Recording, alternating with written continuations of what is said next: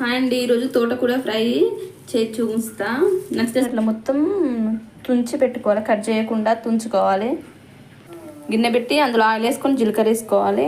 జీలకర్ర వేసుకున్నాక ఎల్లిపాయలు వేసుకోవాలి. ఎల్లిపాయలు ఇంపార్టెంట్. ఇందులో ఎండుమిర్చి వేసుకోవాలి, పచ్చిమిర్చి అసలు వేసుకోవద్దు.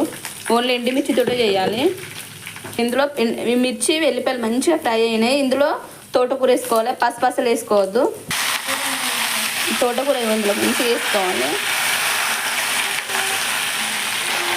తోటకూర మంచిగా వేసుకున్నాం. దీన్ని మగ్గనిద్దాం కోసేపు. ఇక ఇట్లా మగ్గించుకోవాలి. ఇక మన తోటకూర రెడీ అయిపోయింది.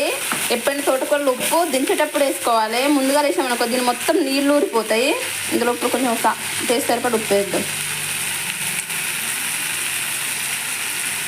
మన తోటకూర రెడీ అయిపోయింది. నచ్చితే ప్లీజ్ లైక్ చేసి సబ్స్క్రైబ్ చేసుకోండి. Okay, bye.